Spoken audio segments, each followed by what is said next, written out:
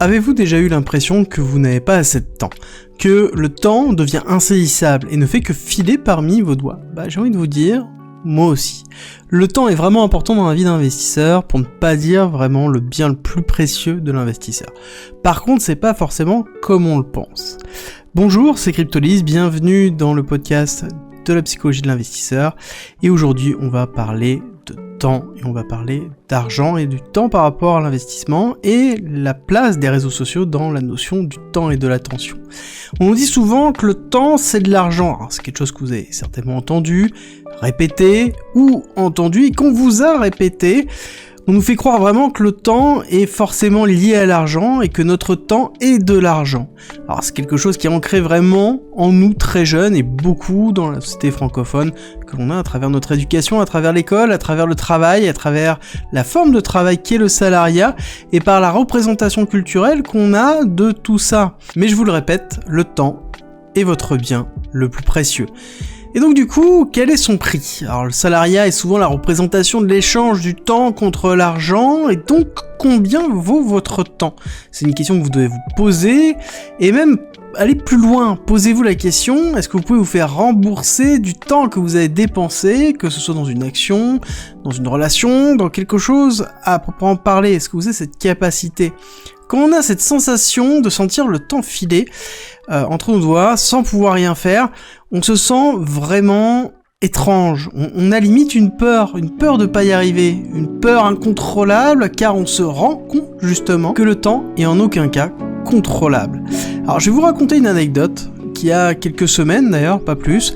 Je me suis laissé piéger par une vignette d'un short. Alors, je suis pas forcément un grand consommateur de shorts, je vous avoue, et par hasard, je suis tombé sur des vidéos et en dessous il y avait la barre avec les différents shorts et j'ai vu une image qui m'a intrigué.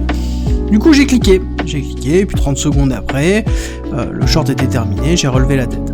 Sauf que c'était pas 30 secondes après, et c'est là le gros souci, c'est que c'était 45 minutes après, et non pas 30 secondes. Et ça fait quand même une grosse différence. Le temps était totalement distordu entre le moment où je pensais regarder quelque chose et le moment où j'ai arrêté.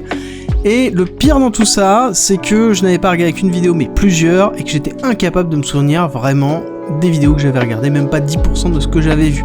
Et là, j'ai eu quelque chose dont on m'avait parlé souvent, mais une forme de conscience que, en effet, il y a quelque chose qui est très important dans le temps et dans l'attention. Le temps ne se contrôle pas et il est au cœur de notre existence. Alors il faut bien comprendre que tout ce que l'on fait consomme du temps.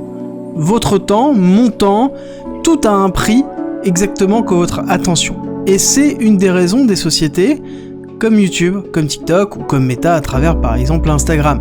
Ils travaillent d'ailleurs d'arrache-pied vraiment à s'assurer que vous leur donnez de votre plein gré votre temps et surtout votre attention. Le fait de ne plus savoir ce que s'est passé, de ne pas voir le temps passer, c'est qu'ils travaillent bien, c'est que justement leur capacité de pouvoir produire, de pouvoir vous mettre en avant, de pouvoir vous captiver est vraiment présente. On annihile en fait votre capacité à pouvoir dire oui ou non. Et je vous rappelle que c'est à vous de décider ce que vous voulez en faire de votre temps, faire de votre attention. Le temps n'est pas vraiment un simple actif qui est échangeable. Il peut être investi et ça malheureusement on l'oublie, on pense toujours que le temps est l'argent. Sauf qu'on ne comprend pas que le temps s'investit. Par exemple, si vous apprenez, si vous testez quelque chose, quand vous avancez dans la direction de votre objectif, de votre choix, ce temps devient cumulatif. Il vous permet de changer et d'évoluer.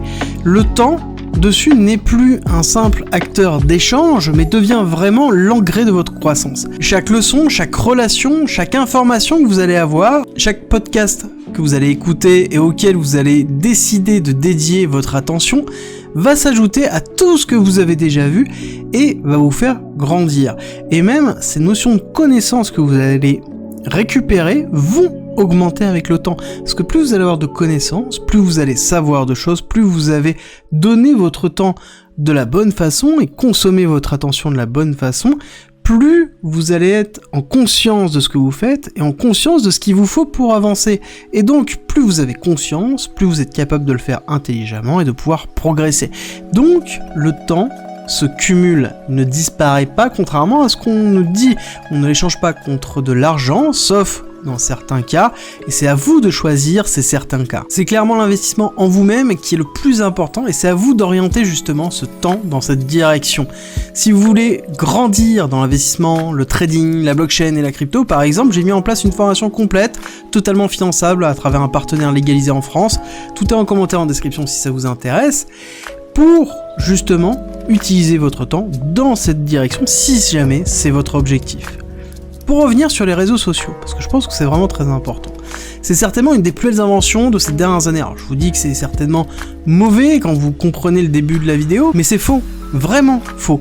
C'est la première fois que nous avons autant accès à l'information, autant accès à la connaissance. J'aurais rêvé à voir ça quand j'ai commencé le trading. C'était déjà il y a un certain temps, mais je pense que même si on a accès à tout ça, encore faut-il être capable de s'orienter, capable de se structurer et surtout, je pense, de ne pas se perdre.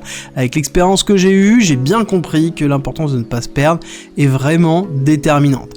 J'irais même dire qu'actuellement, chercher des informations et rester concentré sur les réseaux sociaux, c'est très compliqué. C'est comme partir à l'aventure en sautant dans un ravin pour y trouver un trésor. Alors là-dessus, on a intérêt d'avoir vraiment une sacrée corde de secours qui va être capable de nous permettre de remonter. Pour vous donner un exemple, il suffit de cliquer sur une mauvaise vidéo et vous allez vous retrouver 1 heure plus tard en train de regarder des vidéos de chat mouton sans forcément comprendre ce qui s'est passé. C'est exactement ça. À chaque fois, vous avez beaucoup de valeur à aller chercher, beaucoup d'informations à aller chercher, mais aussi beaucoup de distractions. Et le but, encore une fois, c'est de vous faire rester le plus longtemps possible, de capter votre attention. À vous de rester toujours conscient de là où vous donnez votre attention, de là où vous dépensez votre temps, toujours dans la bonne direction, dans la direction que vous décidez. D'ailleurs, ça me rappelle une amie très proche. Elle avait lancé un business à l'époque de création artistique et elle faisait d'ailleurs sa communication sur les réseaux, c'était sa façon de se promouvoir, sa façon de vendre, et c'était quelqu'un qui était heureux dans sa vie et qui d'ailleurs j'ai vu petit à petit changer sur l'année et demie dans laquelle elle a passé dans cette activité et cette façon de communiquer. D'ailleurs, je pense que ça a duré même 2 ans. En 2 ans, elle a commencé à faire quelque chose qu'elle ne faisait pas avant, à se comparer aux autres. J'en ai déjà parlé dans différents podcasts, mais je veux juste vraiment centrer sur cet exemple-là, parce que je pense que c'est vraiment un très bon exemple.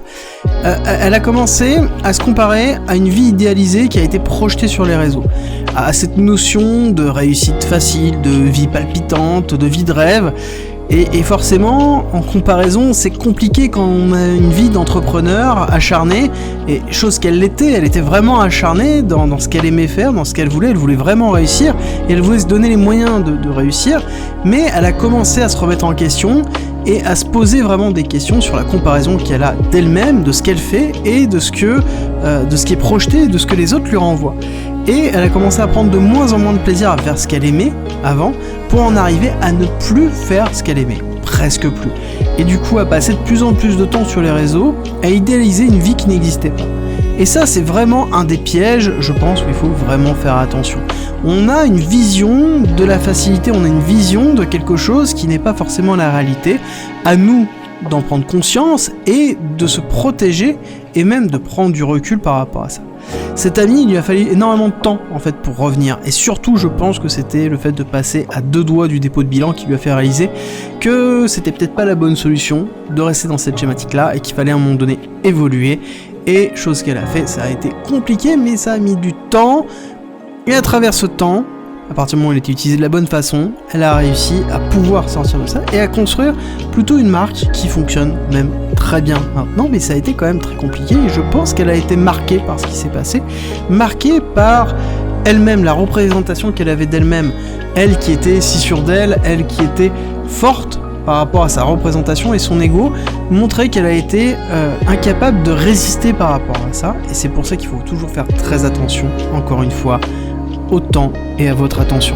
Il faut vraiment garder en tête que le temps est votre bien le plus précieux et qu'il est soumis en plus à vos émotions et à vos pensées. Il peut paraître une éternité ou une fraction de seconde, et ça, c'est à vous vraiment de décider ce que vous allez en faire. Que ce soit une éternité, que ce soit une fraction de seconde, à vous de le dépenser de la meilleure façon pour vous et pour votre futur. Et n'oubliez pas, ne restez pas dans l'expectative, ne restez pas dans la contemplation. C'est à vous de passer à l'action, utilisez ce temps de la meilleure façon que ce soit pour vous et uniquement pour vous, pour votre évolution ou pour ceux qui comptent pour vous. Mais ça, à ce moment-là, c'est uniquement à vous de le décider. J'espère que ce podcast vous a plu, si c'est le cas n'oubliez pas de me laisser un like, un petit commentaire et idéalement de le partager, à savoir que vous le retrouvez sur toutes les différentes plateformes de podcast et nous on se retrouve très vite.